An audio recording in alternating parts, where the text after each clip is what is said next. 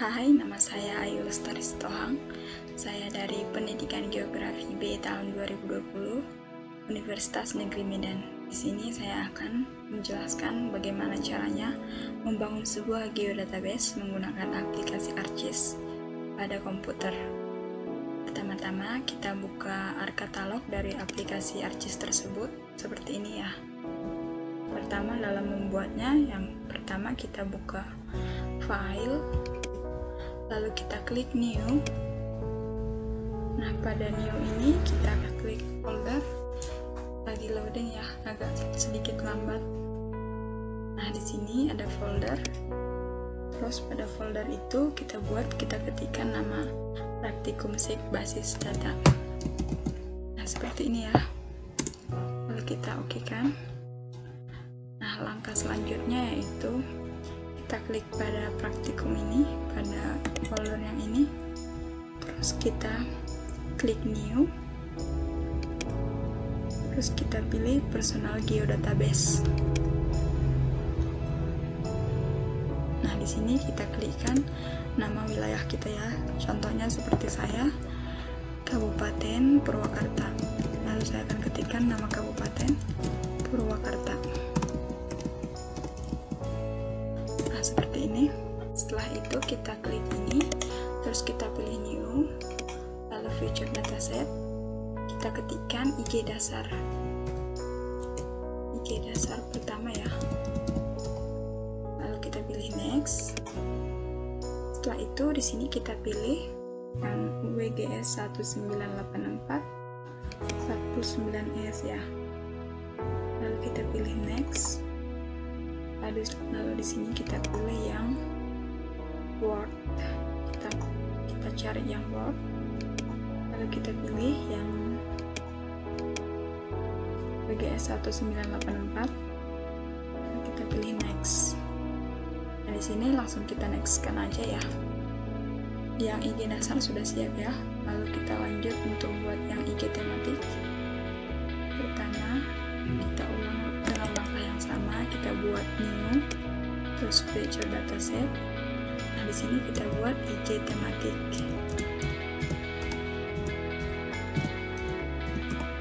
IG tematik, terus kita pilih next.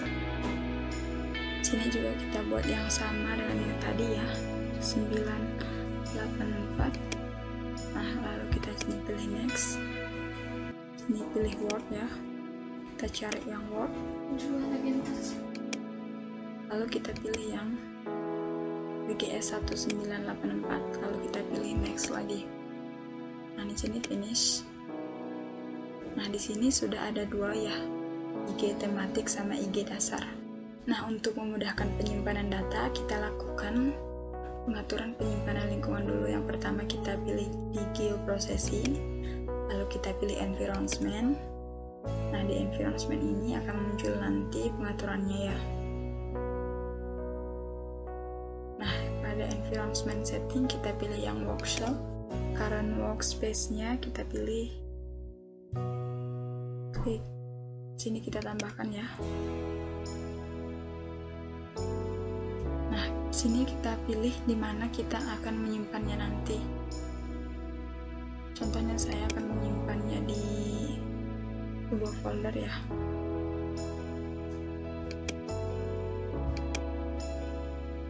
Lalu kita add, lalu kita okekan.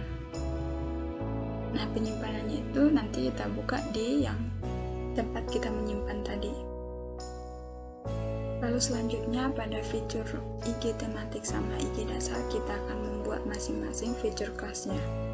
Yang pertama kita pilih yang IG dasar ya, yang IG dasar, terus kita pilih new, terus feature class ya.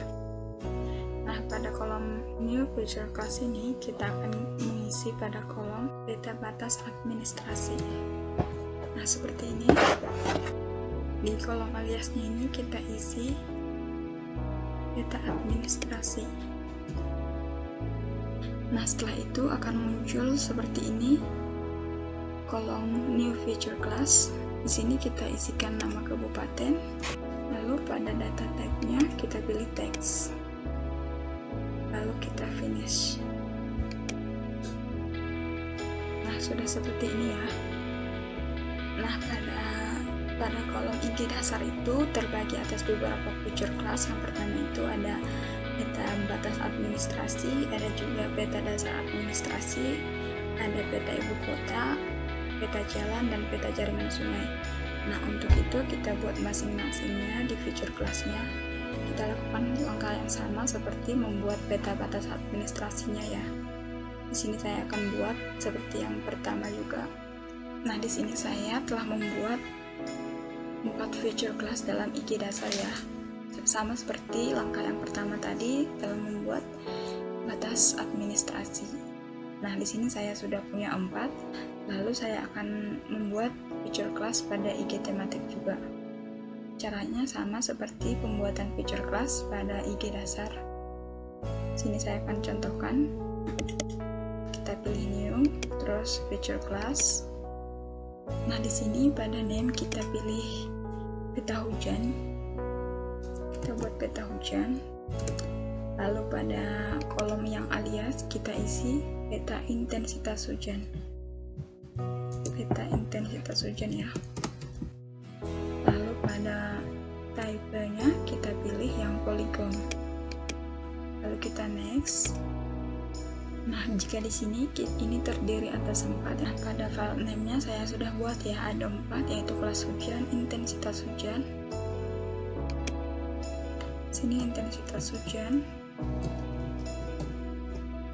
Lalu di sini klasifikasi hujan. Nah, pada data type-nya yang ini, yang kelas hujan ada teks. Begitu juga untuk sampai klasifikasi hujan. Lalu pada skor hujannya kita buat short integer. Lalu kita buat finish ya. Lalu kita yes. Nah, di sini sudah ada seperti ini. Lalu untuk yang feature class selanjutnya kita juga buat seperti langkah pertama. Kita klik di IG tematik, lalu new feature data class. Kita lakukan hal yang sama untuk feature class yang lainnya ya. Nah, di sini saya telah membuat untuk yang IG tematik ada juga 3 feature class. Yang pertama ada peta tanah, ada peta kemiringan lereng, dan ada peta hujan. Setelah kita selesai membuat feature class pada IG dasar sama IG tematik, selanjutnya kita akan melengkapi file name-nya. Nah, setelah kita membuat IG dasar sama IG tematik tadi, lalu langkah selanjutnya kita akan mengisi domain pada IG tersebut. Yang pertama kita klik kabupatennya tadi, terus kita pilih properties. Pada properties ini ada tabel database properties ya. Lalu kita isi semua domainnya. Nah, di sini pada kolom domain name-nya saya sudah isikan ya. Ada beberapa. Yang pertama kemiringan lereng, ada klasifikasi lereng, intensitas hujan, klasifikasi hujan, jenis tanah, keterangan tanah sampai nama kabupaten. Lalu pada domain propertiesnya kita pilih yang teks untuk semuanya. Kita pilih teks. Nah, langkah selanjutnya setelah kita selesai membuat sebuah geodatabase, lalu kita akan melanjutkan langkah yang selanjutnya, yaitu membuat georeferencing peta pada aplikasi ArcGIS tersebut. Yang pertama, kita buka ArcMap dari ArcCatalog tersebut ya. Kita pilih ArcGIS, lalu kita pilih ArcMap.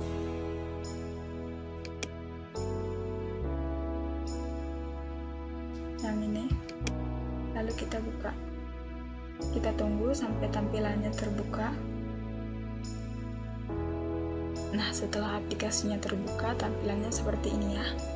Lalu kita akan mulai melakukan pengerjaan. Yang pertama, kita akan tambahkan sebuah peta di sini, di mana peta itu telah kita download pertama dari sebuah web, yaitu web Tanah Air.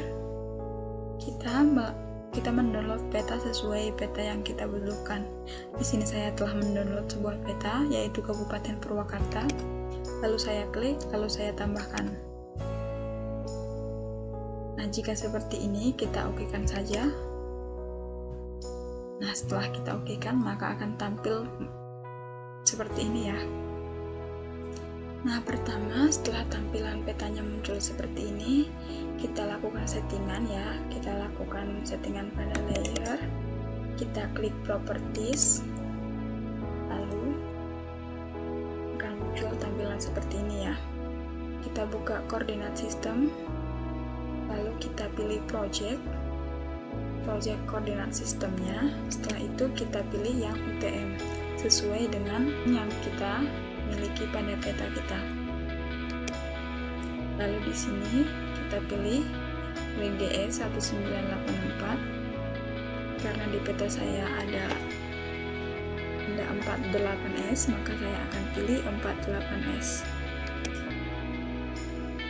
Seperti ini, lalu kita okekan. Nah, setelah kita atur dalam layers, lalu kita akan mencentang folder geoprocessing.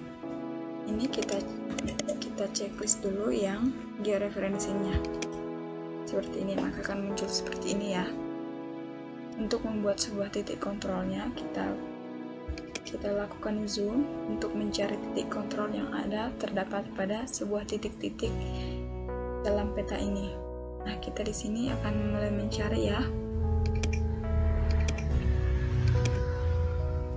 Saya akan zoom dia sampai titik kontrolnya kelihatan ya. Seperti ini. Nah, seperti ini sudah mulai kelihatan ya.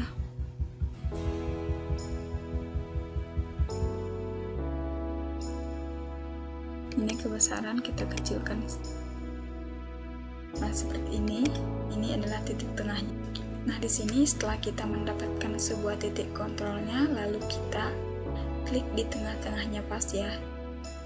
Seperti ini, klik kiri lalu klik kanan. Nah, di sini ada input X dan Y. Lalu X-nya sama, koordinat X dan Y-nya kita samakan sesuai dengan peta kita. Di sini saya mempunyai X-nya sebesar 750, lalu saya sini tulis 750.000 ya. Lalu di Y-nya saya mempunyai sebesar 9.285.000. Lalu saya klik OK. Lalu kita pilih yang bentuk full extend. Nah, seperti ini. Setelah kita melakukan hal tersebut tadi, kita sudah menemukan titik kontrol yang pertama. Lalu kita lakukan hal yang sama untuk titik kontrol yang kedua, ketiga, keempat, dan seterusnya. Nah, ini titik kontrol yang pertama kita dapat lihat di viewing table. Ini dia sudah ada ya. Lalu kita lanjut untuk mencari titik kontrol yang kedua. Nah, sama seperti tadi kita zoom. Di sini saya akan mencari ya. Saya zoom hingga titik kontrolnya bisa terlihat dengan jelas.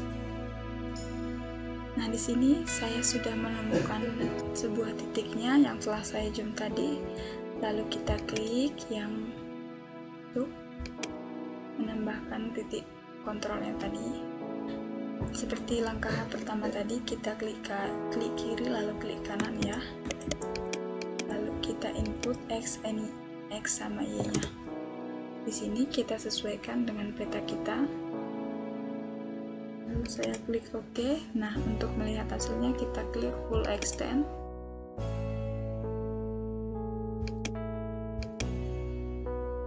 Di sini sepertinya saya ada kesalahan, lalu kita bisa menghapusnya. Titik yang kedua ini salah ya. Lalu kita lanjut untuk mencari titik yang keduanya lagi karena yang tadi salah. Di sini saya akan memulai mencarinya lagi. Kita berbesar ya. Seperti ini. Nah, ini sudah mulai kelihatan. Kita zoom hingga semakin jelas seperti ini.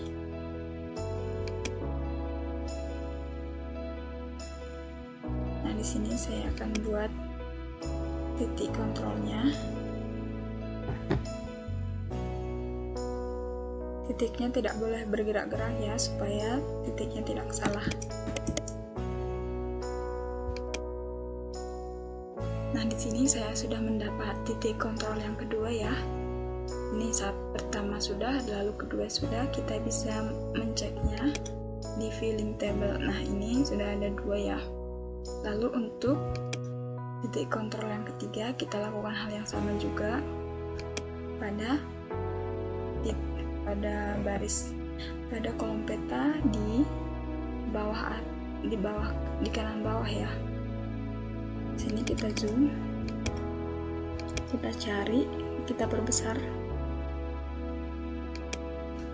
Nah, untuk titik yang ketiga saya sudah menzoomnya tadi, lalu kita buat titik kontrolnya. Kita klik kiri, klik kanan, lalu input extensionnya kita sesuaikan lagi ya, seperti yang pertama. Di sini saya titik X nya ada, lalu kita klik OK. Nah, di sini kita klik full extend lagi. Nah, di sini titik kontrol yang ketiga sudah dapat juga. Kita cek lagi di filling table. Nah, di sini sudah ada 3 ya. Untuk langkah yang terakhir, kita akan mencari titik kontrol yang keempat. Kita zoom lagi di sudut sini sampai terlihat jelas ya. Nah, di sini saya sudah menemukan titik kontrol yang keempat ya. Lalu kita lakukan lagi, kita klik kiri dan klik kanan. Kita input aksinya. Lalu kita klik OK. Nah, kita lihat lagi. Nah, di sini sudah ada 4 ya. Lalu kita lihat di fillingnya. Sini RMS errornya sebesar 0,712074. Nah, ini kita bisa ulangi hingga 0. Nah, tapi ini sudah bisa karena batasnya tidak melebihi dari 2. Namun jika kita ingin menggantinya hingga RMS errornya sampai 0, kita juga bisa menggantinya. Dengan cara ini kita hapus ya, terus kita cari lagi. Nah, seperti itu. Nah, untuk menyimpannya kita pilih di georeferensi, terus kita update georeferensinya. Nah, setelah itu ini sudah terupdate ya. Nah, setelah kita update tampilannya akan seperti ini ya. Nah, kita bisa membukanya nanti di penyimpanan yang kita telah simpan. Nah, di sini saya akan mencontohkan yang telah saya simpan. Sini ya. Saya menyimpannya di ArcGIS. Lalu kita buka di praktikum Sigbas kita. Nah, ini yang georeferensi tadi yang kita buat. Lalu yang untuk geodatabase ada ini, dimana geodatabase saya tadi adalah Kabupaten Purwakarta sendiri. Nah, ini dia. Jika kita ingin membuka data yang telah kita buat, kita bisa membukanya di sini. Nah, sekian hasil presentasi ataupun langkah-langkah dalam pembuatan geodatabase serta georeferensi dari saya. Jika ada kekurangan kata, saya mohon maaf. Terima kasih.